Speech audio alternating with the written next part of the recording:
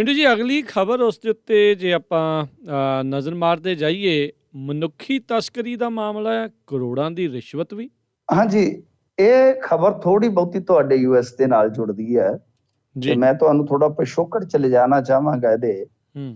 ਅਸਲ ਚ ਤੁਹਾਡੇ ਇੱਥੇ ਇੱਕ ਗੁਜਰਾਤੀ ਫੈਮਿਲੀ ਦੀ ਬਹੁਤ ਭਿਆਨਕ ਹਾਲਤ ਦੇ ਵਿੱਚ ਬਰਬਾਦੀ ਹੋ ਗਈ ਸੀਗੀ, ਜਿਹਦੇ ਚ 2 ਬੱਚੇ ਸਨ ਤੇ 2 ਮੀਆਂ ਬੀਵੀ। ਜੀ, ਯਾਦ ਹੋਣਾ ਤੁਹਾਨੂੰ। ਬਿਲਕੁਲ। ਸ਼ਾਇਦ ਬਾਰਡਰ ਕ੍ਰਾਸ ਕਰਦੇ ਮਰ ਗਏ ਸੀਗੇ। ਯੂਐਸ ਕੈਨੇਡਾ ਦਾ ਬਾਰਡਰ ਇਹ ਮਾਮਲਾ ਹਾਂਜੀ, ਇਹ ਅਸਲ ਦੇ ਵਿੱਚ ਇਹ ਪਰਿਵਾਰ ਸੀ, ਢਿੰਗੂਚਾ ਪਿੰਡ ਹੈ ਇੱਕ, ਜਿੱਥੇ ਇਹ ਮਤਲਬ ਕਿ ਪਰਿਵਾਰ ਰਹਿੰਦਾ ਸੀਗਾ ਤੇ ਇਹਨਾਂ ਨੇ ਕਿਸੇ ਏਜੰਟ ਦੇ ਥਰੂ ਇਧਰ ਯੂਐਸ ਦੇ ਵਿੱਚ ਦਾਖਲ ਹੋਣਾ ਜਿਹੜਾ ਹੈ ਉਹ ਕੰਮ ਸ਼ੁਰੂ ਕੀਤਾ ਸੀਗਾ। ਉਹਦੇ ਬਾਰੇ ਟੀਚਾ ਮਿੱਥਿਆ ਸੀਗਾ ਤੇ ਅਨਫੋਰਚੂਨੇਟਲੀ ਉਹ ਪਰਿਵਾਰ ਜਗਦੀਸ਼ ਪਟੇਲ 39 ਕੁ ਸਾਲ ਦੇ, ਵਿਸ਼ਾਲੀ ਪਟੇਲ 37 ਕੁ ਸਾਲ ਦੇ, ਉਹਨਾਂ ਦੇ ਜਿਹੜੇ ਬੇਟੀ ਸੀ ਵਿਹੰਗੀ ਪਟੇਲ 11 ਸਾਲ ਦੇ ਤੇ ਬੇਟਾ ਧਾਰਮਿਕ ਪਟੇਲ 3 ਸਾਲ ਦਾ ਸੀ, ਜਿਹੜਾ ਉਹਨਾਂ ਦੀ ਡੈਥ ਹੋ ਗਈ ਸੀਗੀ।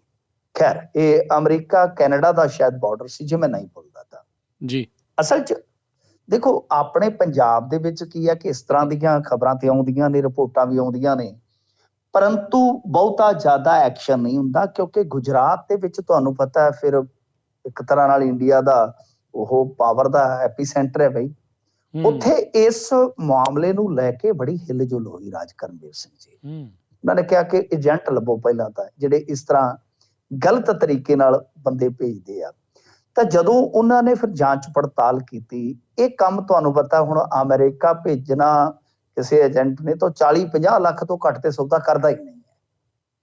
ਇਹ ਬੜੀ ਵੱਡੀ ਗੇਮ ਹੈ। ਪੰਜਾਬ ਦੇ ਵਿੱਚ ਆਪਾਂ ਨੂੰ ਪਤਾ 40-40 ਲੱਖ ਰੁਪਈਆ, 45-45 ਲੱਖ, ਔਰ ਕਈ ਆ ਕੇ ਰੋਂਦੇ ਨੇ ਉਧਰੋਂ ਰਾਹ ਦੇ ਵਿੱਚੋਂ ਹੀ ਮੁੜਾਏ, ਜਾਂ ਕਈ ਤਾਂ ਵਿਚਾਰੇ ਰਾਹ 'ਚ ਹੀ ਰਹਿ ਜਾਂਦੇ ਨੇ।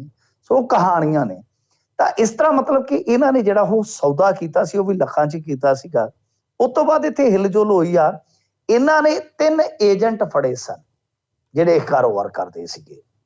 ਹਿਸਾਬ ਲਾ ਲਓ ਕਿ ਡੀਜੀ ਦਫ਼ਤਰ ਹੁੰਦਾ ਹੈ ਜਿਹੜਾ ਪੁਲਿਸ ਦਾ ਸਭ ਤੋਂ ਵੱਡਾ ਇੱਕ ਤਰ੍ਹਾਂ ਨਾਲ ਕਹਿ ਲਓ power centre, director general of police, DGP ਜਿਹਨੂੰ ਆਪਾਂ ਕਹਿ ਦਿੰਦੇ ਹਾਂ, ਉਹਦਾ ਇੱਕ ਅਧਿਕਾਰੀ ਹੁਣ ਇਹਨਾਂ ਨੇ ਫੜਿਆ ਵਾ। ਹਿਸਾਬ ਲਾ ਲਓ 30 ਕਰੋੜ ਦੀ ਏਜੰਟਾਂ ਨੇ ਰਿਸ਼ਵਤ ਦੇਤੀ ਵੀ ਤੂੰ ਕੀ ਲੈਣਾ ਮਿੱਤਰਾ। ਪੁਲਿਸ ਨੂੰ ਹੀ ਕਹਤਾ ਇੱਕ ਤਰ੍ਹਾਂ ਨਾਲ ਸਿੱਧਾ, ਡੀਜੀ ਦਫ਼ਤਰ ਤੋਂ ਉੱਤੇ ਕੀ ਹੈ ਪੁਲਿਸ ਦੇ ਵਿੱਚ 30 ਕਰੋੜ ਦੀ ਰਿਸ਼ਵਤ ਦੇ ਦਿੱਤੀ ਗਈ ਕਿ ਬਾਈ ਕਾਰਵਾਈ ਜਿਹੜੀ ਆ ਉਹ ਜਾਂ ਤਾਂ ਨਾ ਕਰੋ ਤੇ ਜਾਂ ਫਿਰ ਢਿੱਲੀ ਕਰ ਦਿਓ। ਤਾਂ ਉਸ ਤੋਂ ਬਾਅਦ ਫਿਰ ਇਹ ਮਾਮਲਾ ਜਦੋਂ ਸੁਰਖੀਆਂ 'ਚ ਆਇਆ ਤੇ ਇੱਕ ਚਰਚਾ ਹੋਰ ਛਿੜ ਗਈ ਆ ਕਿ ਜਿਹੜੇ ਬੰਦੇ ਫੜੇ ਜਾਣ ਤੇ 30 ਕਰੋੜ ਰੁਪਈਆ ਦੇ ਰਹੇ ਨੇ। ਹਾਲਾਂਕਿ ਉਹ ਜਿਹੜਾ ਅਧਿਕਾਰੀ ਹੁਣ ਤਾਂ ਉਹ ਵੀ ਫਸ ਗਿਆ ਨਾ, ਉਹਨੂੰ ਸ਼ੁਰੂ 'ਚ ਮੁਅੱਤਲ ਕਰ ਦਿੱਤਾ।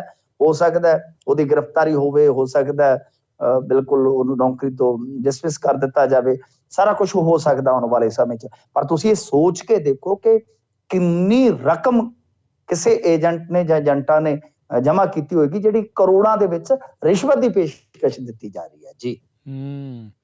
ਜੀ ਬਿਲਕੁਲ ਮਿੰਟੂ ਜੀ, ਇਹ ਮਾਮਲਾ ਤਾਂ ਬਹੁਤ ਜ਼ਿਆਦਾ ਜਿਹੜਾ ਉਹ ਭਖਿਆ ਸੀ। ਹੁਣ ਬੰਦੇ ਜਿਹੜੇ ਕੁਛ ਇਹਨਾਂ ਨੇ ਗ੍ਰਿਫਤਾਰ ਕੀਤੇ ਆ। ਅਕਸਰ ਅਸੀਂ ਤਾਂ ਮੈਕਸੀਕੋ ਵਾਲੇ ਪਾਸਿਓਂ ਵੀ ਸੁਣਦੇ ਸੀਗੇ, ਪਰ ਦੇਖੋ ਕੈਨੇਡਾ ਵਾਲੇ ਪਾਸਿਓਂ ਵੀ ਇਸ ਤਰੀਕੇ ਦੇ ਨਾਲ ਵਾੜਨ ਦੀਆਂ ਜਿਹੜੀਆਂ ਕੋਸ਼ਿਸ਼ਾਂ ਆ ਉਹ ਚੱਲਦੀਆਂ ਰਹਿੰਦੀਆਂ ਨੇ।